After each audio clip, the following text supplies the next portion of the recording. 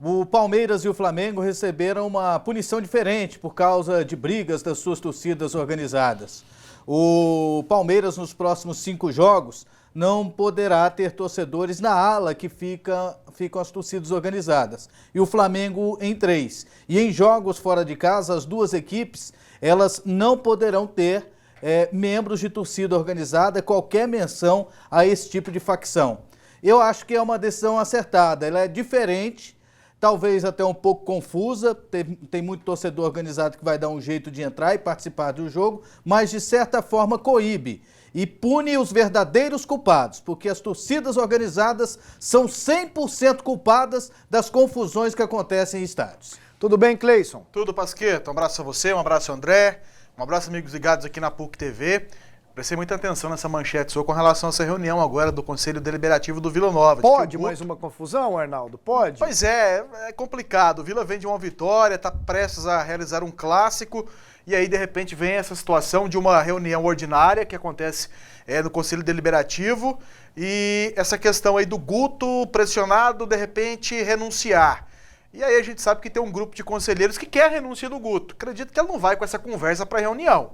Essa conversa de, o povo está pressionando, de repente eu posso sair. Lembrando que o mandato dele vai até o final do ano que vem, né, 2017. Se ele colocar isso lá, vai ter muita gente que vai querer realmente aceitar essa renúncia do Guto. Tem muita gente lá chateada com os rumos, não com o trabalho que ele vem fazendo, mas com a falta de transparência com relação às atividades lá dentro do Vila Nova. Como, por exemplo, essa questão de ingressos que a gente fica tentando entender. Eu te confesso, por mais que me expliquem, eu não consigo entender, às vezes, a renda divulgada em relação ao ingresso que é cobrado o valor. Então, mas esse ponto não é mais o problema, porque esse ponto diz respeito ao ano passado, e as contas do ano passado estão aprovadas. E aqui, nesse estúdio, lembra do Wilson Balzac aqui no ano passado?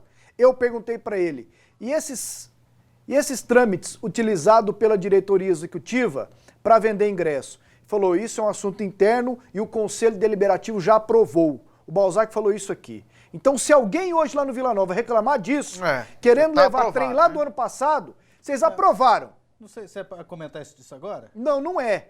Mas já que o Cleison falou, eu já dei a deixa. Daqui a pouquinho a gente comenta. Então tá. Você quer comentar agora? Não, eu tenho um dado interessante sobre essa situação. Não, então segura, para daqui a pouco o telespectador ficar sabendo qual é esse dado seu tão interessante. E o Goiás é o nosso primeiro assunto, e não é que o homem está regularizado? Acompanhe. Ganhar do Brasil em Pelotas é raro.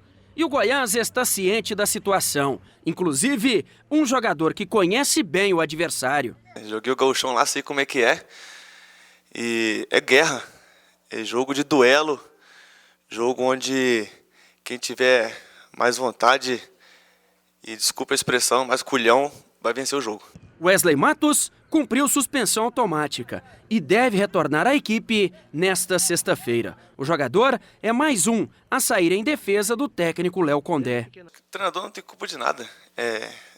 Depois dessa parada a gente viu a evolução da equipe nesses 4 jogos aí que a gente jogou depois da parada. Então o professor tem colocado a maneira dele de trabalho, tem escolhido as melhores peças, na opinião dele, para o Goiás.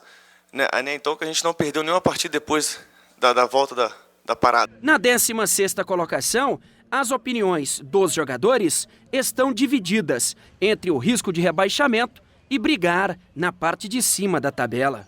Nós temos que pensar jogo a jogo. Como eu falei, a gente jogar cada jogo uma final de campeonato. Dar a vida, se entregar mesmo, honrar essa camisa do Goiás e tentar colocar o Goiás no lugar de onde ele não deveria ter saído, que é a Série A. Aí o Wesley Matos, que disse conhecer muito bem como é jogar lá em Pelotas. O Brasil é o melhor mandante até agora da Série B, né? Só perdeu um jogo lá que foi pro Atlético. Aliás, os goianos não perderam em Pelotas, porque o Vila empatou lá 2-2 e o Atlético venceu por 1-0. Coloca na tela aqui o que todo mundo do lado do Goiás está esperando para ver. Aqui, ó. O homem está regularizado, hein? Contrato de empréstimo regularizado. Foi publicado no BID às 14h51. Tá pronto para reestrear pelo Goiás o Walter. Amanhã lá em Pelotas, Cleison. E vai ser titular, ao que tudo indica, né? Não há dúvida, um investimento alto feito na contratação do Walter.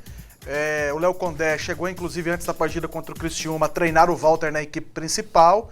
E a tendência é que ele seja titular, porque o Goiás precisa muito do resultado positivo amanhã contra o Brasil. E como você destacou, o Brasil, apesar de ter um bom mando jogando lá em Pelotas, o Brasil também está tendo dificuldades contra as equipes goianas. André, com o Walter à disposição, quem forma o ataque com ele? Eu acredito que o Rossi e o Marcão. O Rossi e o Marcão? Isso. Você acredita, então, em 3 atacantes, o Goiás ofensivo? O Walter como um quarto homem de meio campo. Porque o Léo Lima já não vai, né, Cleison? Tá suspenso. E é nessa com 3 função que ele cartões vai amarelos. Agora, o Condé tá pendendo para escalar Carlos Eduardo, Rossi e Walter. Eu também acho que vai ser essa a escalação. Vai ser essa, viu, André? E o Carlos Eduardo entrou bem aqui que contra o seria Criciúma. também 3 atacantes. Exato. Eu senti, eu acho que quem entregou a escalação, eu estava prestando atenção numa entrevista do Sérgio Rassi. Falou, o Daniel Carvalho, o Léo Lima, e teve agora um o Walter vai ser regularizado. Eu falei, o Walter, Léo Lima, Daniel Carvalho, então o Walter não vai jogar na frente, o Walter vai jogar no meio. E até o Walter estava jogando dessa forma no Atlético Paranaense, né? Porque o centroavantão lá era o André Lima, né? Exato. Não joga o Léo Lima, então entra o Walter. Sai o Marcão para entrar o Carlos Eduardo. Essa é a tendência para amanhã à noite lá. E para o Goiás, né, Cleison e André?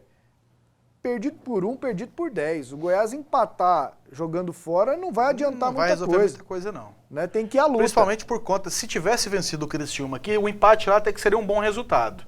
Bom resultado, assim, pelo fato de não perder fora de casa, porque eu nunca acho que empate é um bom resultado. Empate, a não ser em situação de título ou numa decisão que vai te trazer uma classificação, que acaba sendo um bom resultado. Fora isso, para mim, empatar nunca é bom resultado, para ninguém. Mas se tivesse vencido a equipe do Criciúma aqui, empatar lá contra o Brasil de Pelotas, seria aceitável, porque o Goiás em uma semana somaria 4 pontos. Agora, se chegar lá amanhã e empatar, vai somar 2 pontos em 2 jogos. Então e outro que volta é o Wesley Matos, que foi o personagem da entrevista, no lugar do Anderson Salles. E você quer saber melhor a zaga, porque o Anderson Salles, ele não tá dando conta. Não é a zaga ideal, mas não tá dando conta. Principalmente pela característica do Brasil de Pelotas, né, André? Que é bola alçada, né? Muita bola alçada. Um abraço para o Silvinho, nosso telespectador, que hoje à tarde eu estava consertando o nosso... Dando uma limpada no WhatsApp? Aqui, e aí ele foi o primeiro que me mandou a notícia aí da regularização do Walter. Ah, beleza, bacana. Sim, olha só, o Goiás está para anunciar também um lateral esquerdo. Contratou nesse ano o Juninho, quem está jogando é o Jefferson, e pelo jeito está chegando um lateral esquerdo. Se não ganhar lá, você acha que o Condé está ameaçado? Tá muito ameaçado. Ele fica ameaçado se não vencer lá? Fica ameaçado. Já está ameaçado, com certeza ele já está sendo questionado, porque o investimento do Goiás ele aumentou e o dirigente ele espera que o treinador seja mágico e faça um time de uma hora para outra, né? Então, em virtude disso, ele está ameaçado.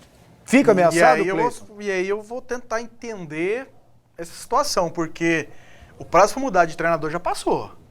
Eu penso que se o Goiás tivesse que mudar, era na parada para a Olimpíada. Parada para a Olimpíada, porque você daria condições de um treinador fazer algo diferente. Agora eu não sei qual seria esse treinador que chegaria hoje para o Goiás para fazer algo diferente. O Condé, bem verdade, não acrescentou muita coisa. O time teve uma reação inicial, logo após a saída do Anderson Moreira, mas depois voltou a estagnar. E a gente sabe que alguns jogadores não rendem mais além daquilo que vinham mostrando.